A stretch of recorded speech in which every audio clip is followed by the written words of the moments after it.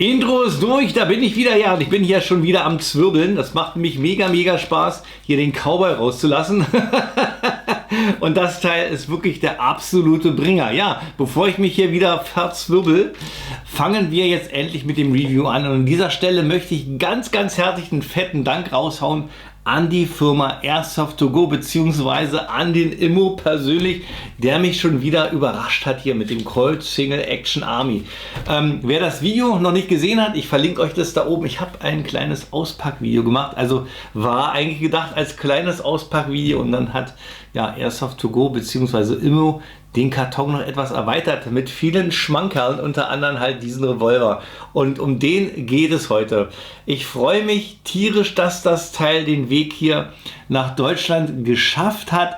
Denn ja, authentisch, alle Markings an Bord. Das Ding arbeitet mit Hülsen, Federdruck betrieben, ab 14. Man kann kleine, Duelle machen, ohne Angst zu haben, dass man groß blaue Flecke kriegt. Okay, Schutzbrille muss man aufhaben, aber das alles ist jetzt hier mit dem Teil möglich. Das hat sehr wenig Energie, richtig wenig Energie. Da kommen wir aber später zu. Jedenfalls nicht so überpowered, wie ich zeige mal kurz rein hier die Umarex Revolver, die man ja eigentlich fürs Spielen überhaupt nicht nutzen kann, weil die einfach zu viel Power haben. Da ist das Teil hier eine richtig gute Alternative. Ja, fangen wir aber an. Ich bin schon wieder ganz weit hinten, ja. Ihr kennt mich. Fangen wir erstmal ganz von vorne an. Was kostet denn der Revolver? Also den gibt es hier in Schwarz und auch nochmal in Silberfinish. Ich zeige euch das mal ein. Karton sieht eigentlich so aus, habt ihr ja schon gesehen. Ich mache den mal kurz auf, damit ihr mal sehen könnt, wie Tokyo Marui das Ganze mal wieder präsentiert. Das sieht wieder hervorragend aus. Schaut mal. Schön im Tuch gebettet, hier mit einer extra Packung, wo die Hülsen drin sind. Ja, das Ganze kostet 139, gibt es hier in Silber oder halt auch in Schwarz. So, und jetzt würde ich sagen, machen wir einen kleinen Cut und dann holen wir mal den ganzen Packungsinhalt raus und dann zeige ich euch, was ihr für 139 € alles kriegt, ja.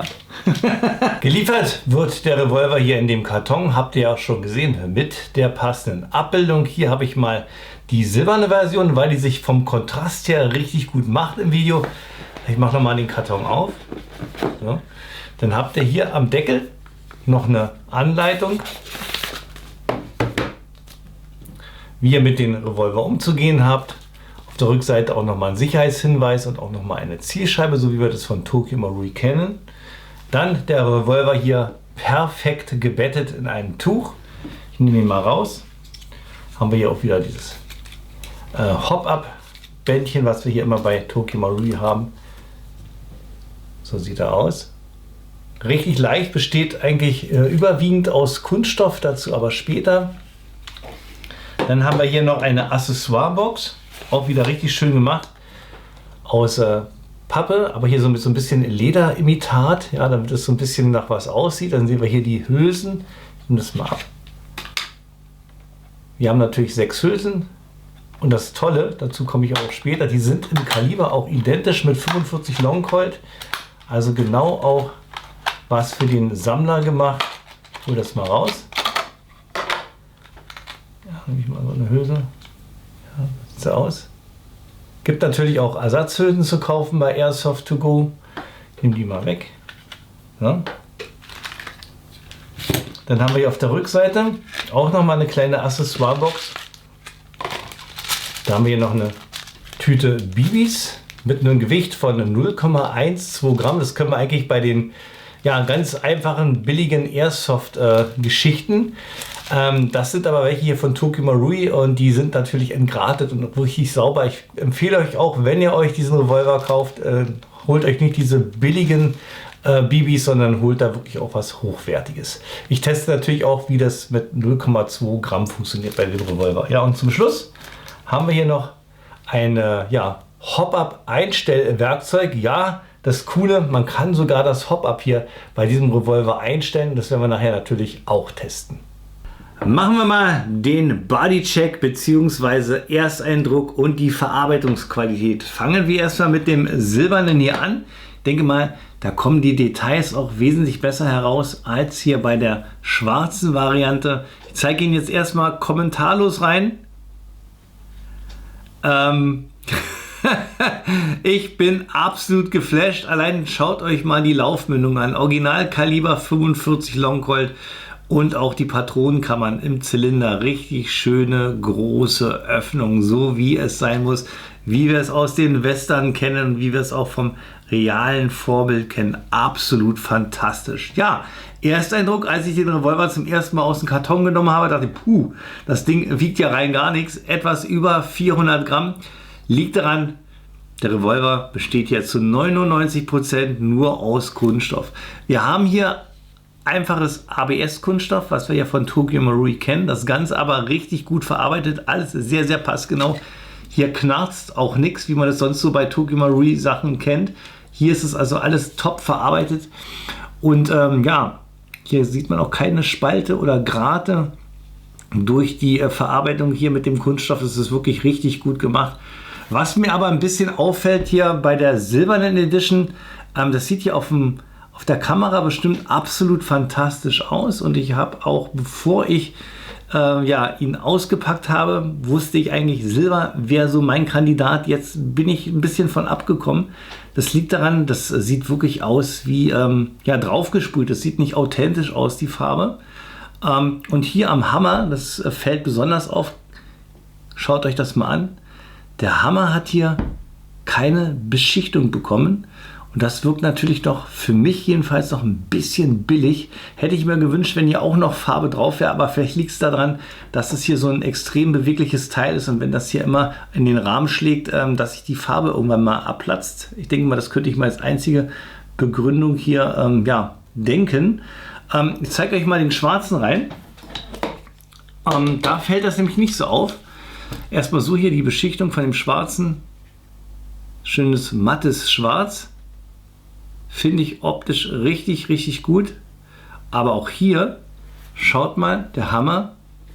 Auch hier der Hammer, keinerlei Beschichtung. Aber es fällt nicht so auf.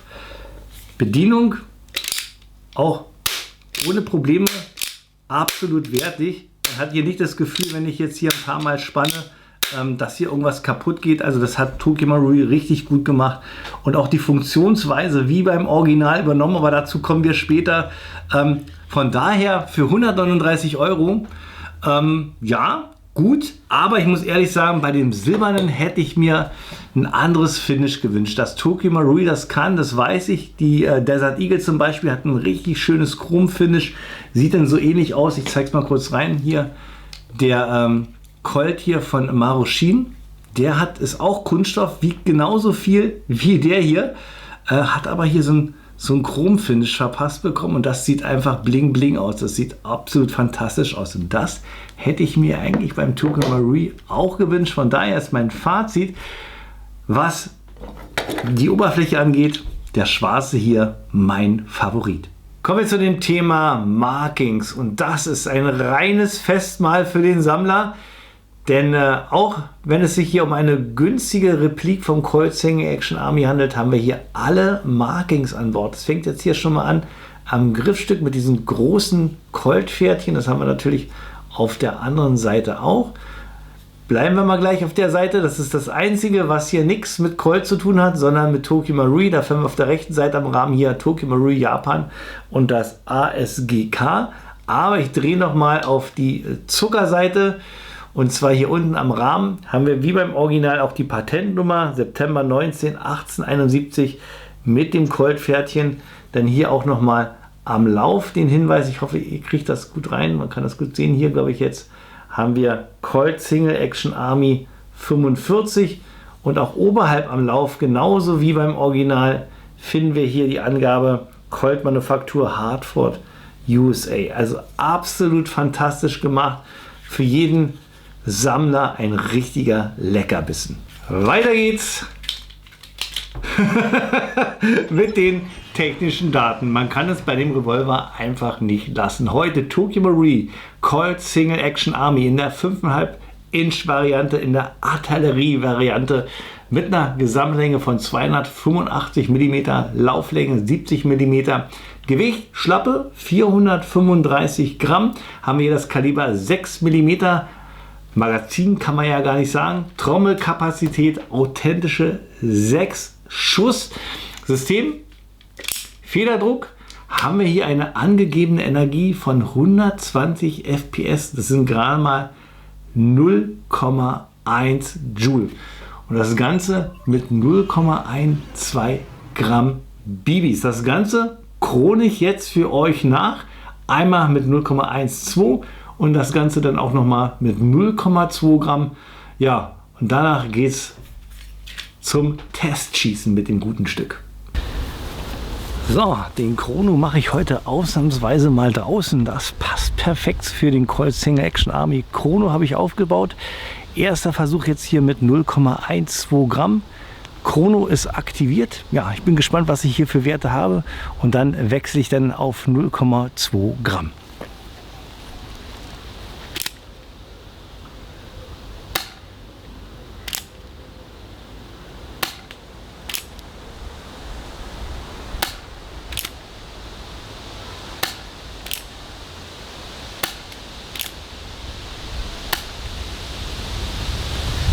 Ihr seht, wir liegen so bei 0,1 Joule.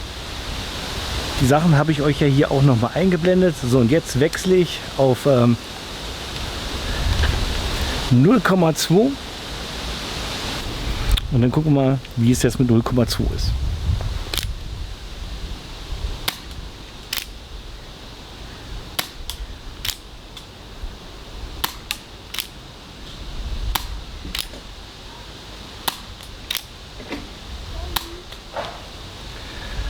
Also mit 0,2 Gramm habe ich auch 0,1 Joule. Also die Werte, die wir hier vom Hersteller haben, passen perfekt. So, und jetzt würde ich sagen, baue ich da mal ein paar Büchsen auf und mal ein bisschen Testschießen.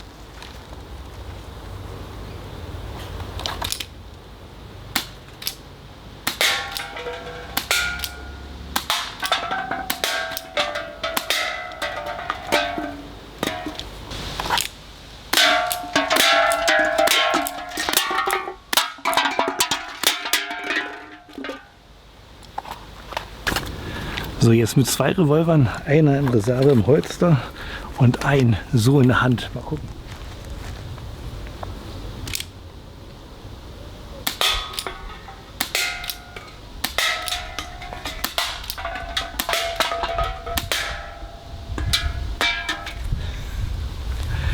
Hätte ich gar nicht gebraucht.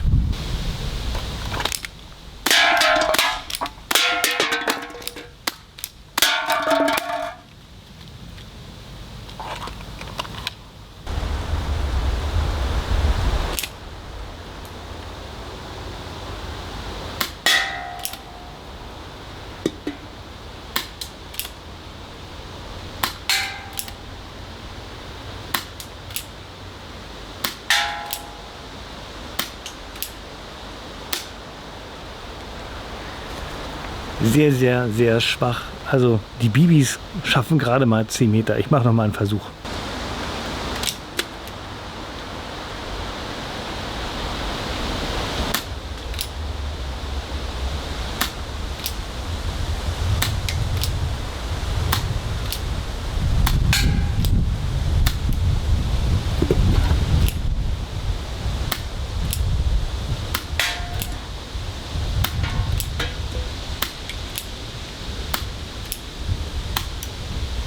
Das war der Chrono- und Schusstest gewesen mit dem Colt Single Action Army. Ja, und ihr habt gesehen, 0,1 Joule hat seine Grenzen. Mehr kann man aus dem Revolver wirklich nicht rausholen, egal ob man 0,12 Gramm nimmt oder 0,2 Gramm. Wir haben immer 0,1 Joule. Daher, ihr habt es gesehen, effektive Reichweite, wo man definitiv gut trifft, sind 5 Meter. 10 Meter sind auch möglich, aber bei 0,2 da geht die Kugel schon weit nach unten und leider hatte ich ein bisschen sehr, sehr windige Verhältnisse gehabt. Ihr habt gesehen, manchmal ist eine Büchse schon umgefallen, allein durch den Wind, und beim Schießen hat man auch gesehen, wie die Kugel von dem Wind vom Ziel weggetragen wird. Ich denke mal, also in der Halle, zu Hause im Keller oder wenn es windstill ist, schafft ihr 10 Meter auf jeden Fall. 5 Meter, denke ich mal, ist die Spaßreichweite. Von daher, Fazit für eine ab 14, nicht schlecht. Federdruck, richtig cool. Einsatzgebiet, auf jeden Fall Plinken im Garten, im Keller, auf Büchsen schießen, auf Zielscheiben schießen, macht eine Menge Spaß. Und ich denke mal, aufgrund der geringen Energie, natürlich mit Schutzbrille, könnt ihr auch Duelle untereinander machen, ohne dass ihr euch groß verletzt. Richtig coole Sache. So, das war's vom Chrono und vom Schießen. Hat mega Spaß gemacht. Ich musste mich echt beherrschen, damit aufzuhören, damit ich das Review hier weitermachen kann. Aber jetzt geht's weiter mit dem Review. Jetzt gehen wir mal näher ran und schauen uns mal die Details und Funktionen von dem Colt Single Action Army von Toki Marui etwas näher an. Ja, ich bin näher rangegangen und ihr seht mich schon wieder schmunzeln, weil jetzt kommen wir zu meinem Lieblingspart. Das kommt eigentlich schon entweder vor oder nach dem Schießen. Eigentlich ist es ja beides genau eng miteinander verdrahtet hier bei den Colt Single Action Army. Das ist die Funktion, die Bedienung von diesem Colt Single Action Army. Hier hat Toki Marui das Ganze bis ins reinste Detail schön nachempfunden. Und das Ganze fängt schon alleine damit an. Ich zeige es mal rein.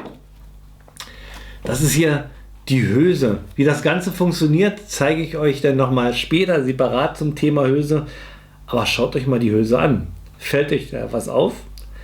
Die Hülse hat das gleiche Kaliber wie der Original Colt Single Action Army. 45 Long Colt habe ich hier in meiner Hand. Und ich glaube, das ist der erste Airsoft Colt Single Action Army, der ein authentisches Kaliber als Hülse hier hat. Ich zeige euch mal eine Deko-Patrone rein.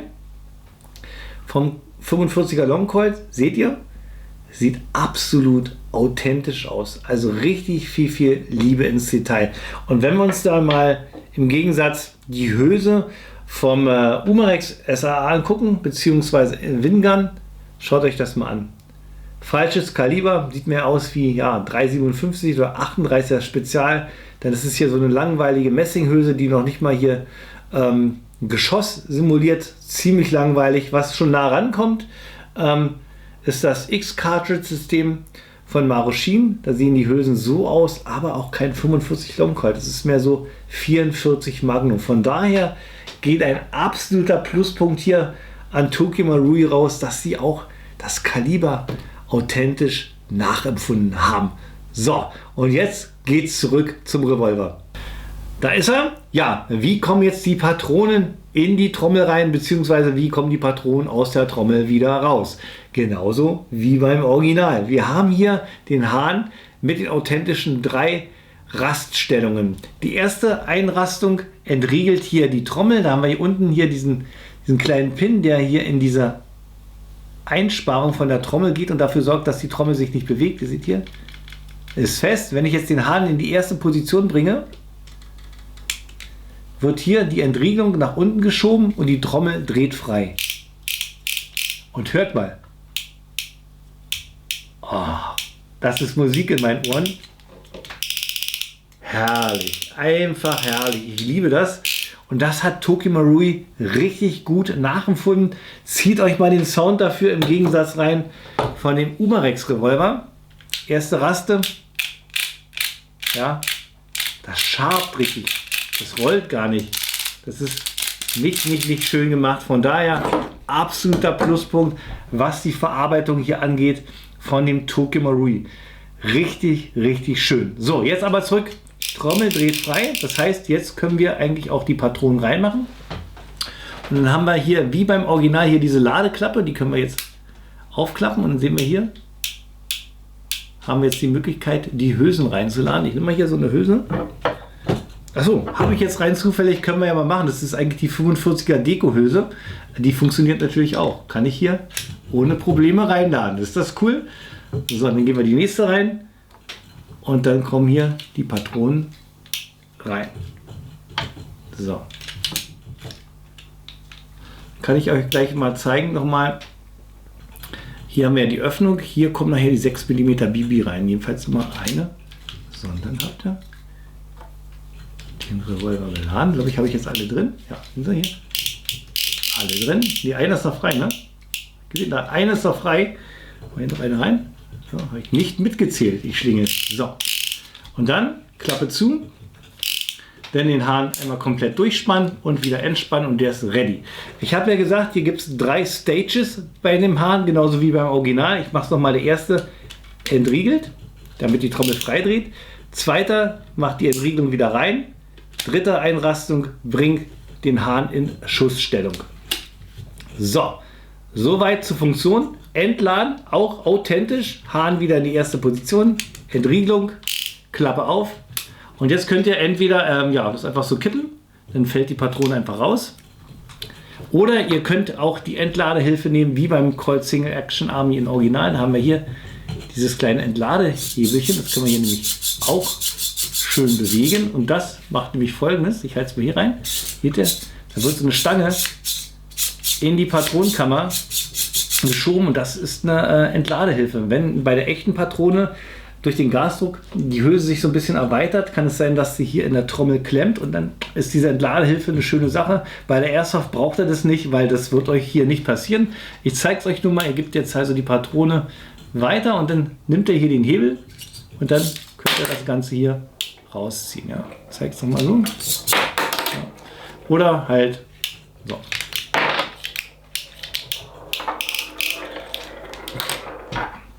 Und dann ist der Revolver wieder entspannt. Schauen wir uns mal den Hammer an.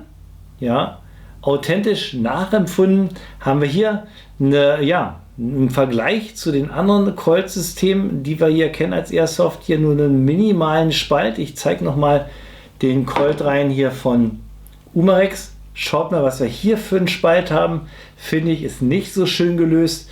Und da hat hier Tokyo Marui das richtig genial gemacht. Und das Schöne ist, wenn ich jetzt den Hahn mal spanne, seht ihr, haben wir hier den Schlagbolzen nachempfunden, aber der lässt sich reindrücken, hat also keinerlei Funktion. Wenn der Hammer abschlägt, ja, verschwindet der Schlagbolzen hier im Hammer. Richtig schön gemacht. Kommen wir nun zu einem meist leidigen Thema, aber Tokyo Marui hat das Ganze perfekt umgesetzt, sodass ich hier überhaupt nicht meckern kann. Thema Sicherung. Ich verstehe es nicht, warum Airsoft Revolver immer eine Sicherung verpasst bekommen. Scheint wohl irgendwie eine gesetzliche Auflage zu sein. Und der Colt Single Action Army hier macht keine Ausnahme. Der hat auch eine Sicherung. Warum ich das Quatsch finde? Wir haben ja gerade bei dem Single Action Army, Single Action, das heißt, ich kann nur schießen, wenn ich den Hahn vorher spanne. In diesem Zustand, so wie er jetzt ist, kann rein gar nichts passieren. Ich kann hier drücken, was ich will. Hier löst sich kein Schuss. Ein Schuss löst sich nur, wenn ich vorher den Hahn spanne. Ja, und wenn er dann ein bisschen komisch fällt oder ich mit dem Finger irgendwie dagegen komme, ja, dann löst halt der Schuss aus. Hier wurde dann eine Sicherung sinnbar. Und das hat sich Tokyo Marui auch gedacht und hat so die Sicherung untergebracht, dass man es sichern kann, wenn der Hahn gespannt ist. Ja, aber schaut mal, könnt ihr die Sicherung hier irgendwie erkennen? Also ich kann sie nicht sehen. Und das ist das Pfiffige, was Tokyo Marui sich hat hier einfallen lassen. Ich zeige euch zum Vergleich nochmal den Revolver hier von Umarex bzw. Wingun rein. Der hat ja auch eine Sicherung. Sehr dezent hier unten angebracht. Dennoch frage ich mich, warum. Ihr könnt hier den nach so spannen und dann kann ich hier den Hahn nicht spannen. Oder ich gebe die Sicherung wieder frei, kann spannen, Sicherung wieder rein und ich kann hier nicht abdrücken. So funktioniert das Ganze bei Umarex. Ja, auch dezent gelöst, finde ich dennoch nicht gut. Und Tokyo Marui hat das richtig pfiffig gelöst. Wie gesagt, die Sicherung ist nur möglich, wenn der Hahn gespannt ist. Das machen wir mal. So, und jetzt nochmal die Frage, wo befindet sich hier die Sicherung? Ja, kann man nicht sehen, denn Tokyo Marui hat das Ganze richtig schön getan. Die Sicherung ist hier diese Schraube. Das ist keine Schraube, sondern das ist die Sicherung. Richtig cool. Die Schraube befindet sich beim Original genau auch an dieser Stelle. Aber hier, wie gesagt, das ist eine Sicherung. Wenn ich die nämlich jetzt hier mal reindrücke,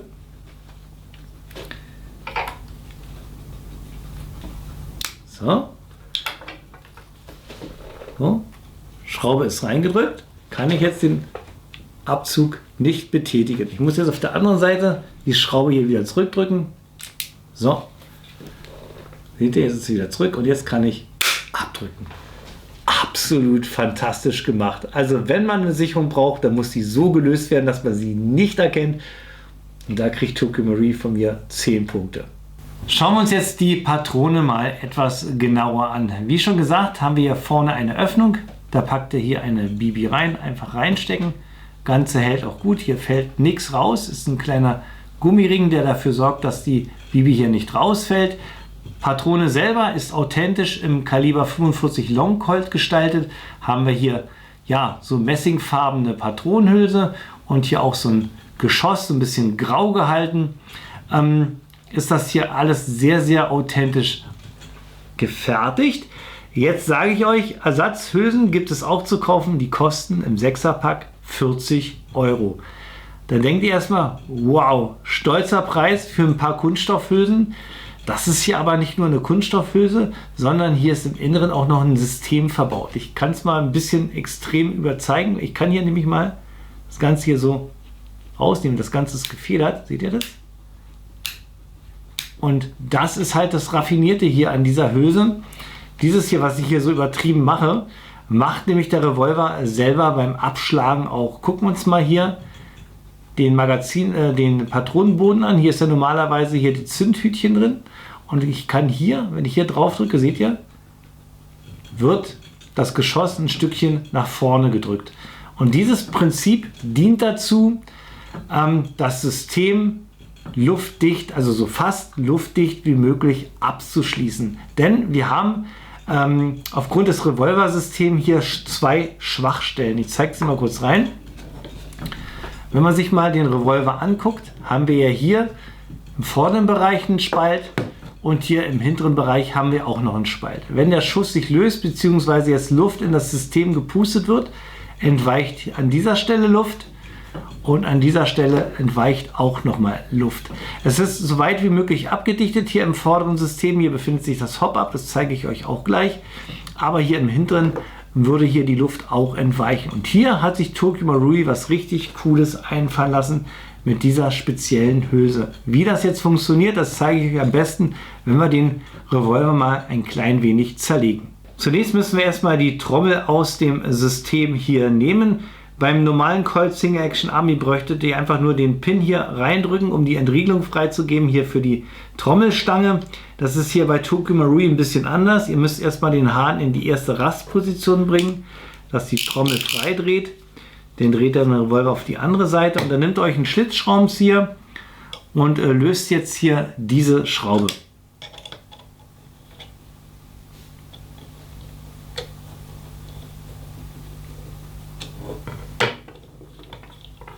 So. Und jetzt könnt ihr hier die Stange rausziehen. Besteht übrigens auch aus Metall. Dann dreht ihr den Revolver um, macht die Ladeklappe auf und dann könnt ihr die Trommel normal rausnehmen. Ich zeige sie mal rein. So sieht sie aus. Ist aus Metall gefertigt, hat hier im Inneren auch einen schönen schweren Metallkern, damit das Ganze auch stabil ist. Das ist nämlich mal eine Patrone. Hier, die lege ich jetzt hier mal rein. Seht ihr? Sieht auch schön bündig ins System rein. Und jetzt seht ihr hier, was ist. Wir haben ja hier einen Spalt jetzt. Und natürlich hier auf der Seite haben wir jetzt auch nochmal einen Spalt. Und jetzt gucken wir uns das Ganze mal beim Revolver nochmal an. So sieht das jetzt alles ohne Trommel aus. Ich zeige mal hier das Ganze aus verschiedenen Perspektiven mal rein. Erstmal gucken wir uns mal hier an. Seht ihr hier beim Inner Barrel, hier an der Stelle, wo die Patrone ansetzt, haben wir hier so einen kleinen schwarzen Ring. Das ist das Hop-Up-Einstellrädchen. Das wird normalerweise mit diesem Werkzeug hier verstellt. Da braucht ihr also nicht die Trommel rausnehmen, sondern setzt hier einfach das Werkzeug hier an. Und dann könnt ihr hier ja, das Zahnrad in die Richtung verstellen, wie ihr wollt. Und es geht natürlich jetzt, wenn die Trommel ausgebaut ist, könnt ihr das natürlich jetzt auch so ohne Probleme mit einem Finger machen. So, schauen wir uns jetzt mal an, wie dieses Abdichtungssystem hier funktioniert. Ich halte hier nochmal in die Stelle rein. Ja, hier an dieser Position kommt die Luft raus, die komprimiert worden ist. Beim Abziehen wird hier rausgepustet, geht hier durch dieses Loch durch und pustet die Bibi hier durch den Inner Barrel. So, wie funktioniert das jetzt? Und zwar habe ich ja gesagt, ist hier der Patronenboden so konzipiert, dass er hier gefedert ist, wenn er hier reindrückt. Seht ihr? wird das Geschoss nach vorne gedrückt. Und das ist die Geschichte, wie hier das System abgedichtet wird. Ich zeige es mal rein.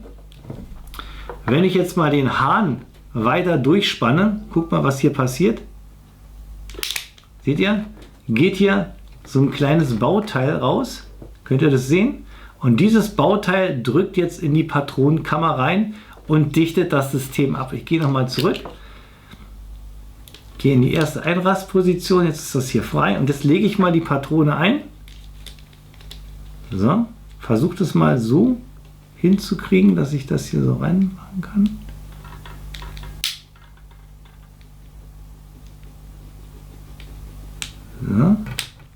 So. So, jetzt habe ich das eingelegt. Die Patrone ist richtig bombenfest drin und ihr seht, kann ich jetzt hier bewegen. Jetzt sitzt die Patrone hier richtig fest im System und das Ganze ist so gut wie möglich luftdicht abgeschlossen. Wenn ich jetzt abdrücke, ja, wird die ganze Luft, die hier ist, durch den Lauf transportiert. Wenn ich jetzt den Hahn spanne, wird das ganze System wieder freigegeben. Ist auch wichtig, sonst kann ich ja nicht die Trommel transportieren. Ich mache das mal. Seht ihr, Patrone fällt raus. Ich spanne den Hahn und jetzt ist wieder das Ganze abgedichtet. Gucken wir uns mal das restliche System auch gleich nochmal an, wie das hier im Inneren aussieht mit dem Spannvorgang. Dazu lösen wir mal auf der rechten Seite hier die Griffschale, auch mit einem Schlitzschraubenzieher.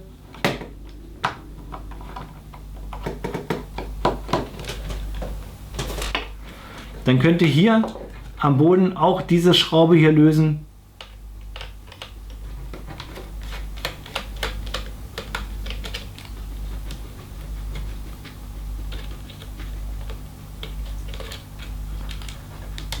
Ja. Und jetzt könnt ihr den Abzugsbügel abnehmen. So sieht er aus. Und dann habt ihr auch die Möglichkeit, jetzt hier die Griffschale runterzunehmen. So sieht das Ganze jetzt von innen aus. Da sehen wir einmal hier diese Stahlstange. Die ist verbunden einmal hier mit dem Hebel, der wiederum verbunden ist hier mit dem Hahn. Wenn ich den Hahn spanne, guckt mal, was passiert. Dann wird hier die Stange dazu verwendet, die Feder, die im Inneren ist, im Zylinder nach unten zu drücken und die Luft zu komprimieren. Wenn ich jetzt den Abzug drücke, schnellt das Ganze wieder nach vorne und die Luft pustet aus dem System raus. Wenn ihr diese beiden Schrauben hier löst, können wir noch einen Blick weiter in den Zylinder werfen. Dann sieht das Ganze so aus. Wenn ihr diese Schraube noch löst, könnt ihr hier die andere Griffschale noch abmachen und dann kann ich euch auch mal die andere Seite zeigen. Hier sehen wir den Schlauch, der dafür da ist, die Luft in die Hülse zu pusten. Revolver ist wieder zusammengebaut. Schauen wir uns noch mal die Hop-Up-Justierung an in diesem Zustand. Denn dafür ist nämlich dieses Tool gedacht. Ihr nehmt es, setzt es hier oben an der Trommel an und dann könnt ihr hier die Hop-Up-Justierung ganz easy vornehmen. Geht auch richtig schön leicht. Und das Tolle ist, ihr könnt sogar 0,2 Gramm BBs damit hoppen. Ich habe mal einen Reichweitentest gemacht. Ja, Reichweitentest. 20 Meter sind drin, aber da kann das Gegenüber ja mit der Hand die BB auffangen. Also da ist wirklich keine Leistung mehr drin, aber das hatte ich ja euch damals schon beim Schusstest gesagt. So, dann haben wir das ganze System durch. Kommen wir nun zu meinen Pro und Kontras. Ja, Pro und Contra. Colt Single Action Army von Tokyo Marui. Ich blende euch mal die ganzen Punkte hier ein, die ich habe. An erster Stelle kommt ja immer der Punkt, der für mich am wichtigsten ist, was halt die Airsoft für mich als besonders ausmacht. Und da muss ich ehrlich sagen, bei dem Colt hier von Tokyo Marui kommt für mich definitiv was an erster Position, was ich nicht gedacht habe. Aber es ist einfach so und das ist der Spaß, den wir hier mit diesem Colt haben. Spielspaß kommt hier an erster Position, feiere ich bei dem Revolver total ab. Allein dieses Rumslingern hier, total westernmäßig, das macht so viel Spaß. Ja, ihr habt gesehen, das mit dem System, mit dem Laden von den Hülsen, das ist richtig schön gemacht. Hülsen wieder rausnehmen Und auch die Liebe zum Detail, dass Tokyo Marui hier die Hülse im 45er Long Colt Style gemacht hat, absolut cool. Ja, Position 2 würde ich sagen, Verarbeitungsqualität. Wir haben hier zwar ABS Kunststoff, aber das Ganze ist wirklich richtig gut gebaut, passt alles richtig schön und ihr hört ja, habt ihr auch gehört, die Trommel, wie smooth die läuft und auch das ganze System mit dem Spannen funktioniert einwandfrei. Also man hat hier nicht das Gefühl, dass das alles ganz schnell kaputt geht. Position 3. Wir haben hier alle Colt Markings an Bord und das freut natürlich den Sammler ungemein. Richtig schön.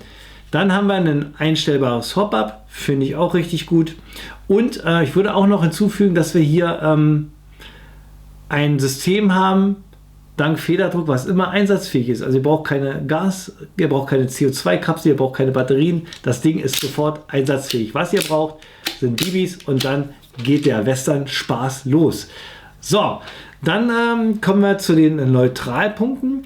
Und da würde ich sagen, das ist die Energie. Wir haben hier nur 0,1 Joule. Ich denke mal, mehr ist auch nicht möglich durch dieses Federsystem. Wenn wir hier mehr Power hätten, ja, müsste der Hahn wahrscheinlich mit ein bisschen mehr Kraft gespannt werden. Und das wäre dann auch nicht mehr so schön. Und ja, mit diesen 0,1 Joule haben wir auch keine große Reichweite. Also wir kommen weit, aber ich würde sagen, maximale Reichweite, effektive 5 bis 10 Meter. Mehr geht hier nicht. Und das würde ich jetzt als Neutralpunkt ansetzen. Dann würde ich sagen, kommen wir jetzt zu den, einen Neutralpunkt würde ich noch so setzen. Den würde ich jetzt nicht als Negativpunkt nehmen. Und zwar, das ist die Beschichtung. Bei dem schwarzen Revolver fällt es nicht so auf. Da haben wir einfach normales Schwarz. Ja, aber der Hahn selber ist ohne Farbe. Das ist einfach nur Plastik. Sieht auch ziemlich billig aus. Und am schlimmsten kommt es, finde ich, hier bei der silbernen Version. Das sieht richtig billig aus hier, auch mit dem Hahn. Da merkt man sofort, dass man hier rein optisch schon auf dem Tisch eine Kunststoffwaffe in der Hand hat. Dass Tokyo Marui das besser kann, hatte ich euch ja gesagt. Es gibt richtig schönes Finish von Tokyo Marui, so ein Chrom-Finish oder dieses Nickel-Finish von der 1911er. Also es geht auch besser.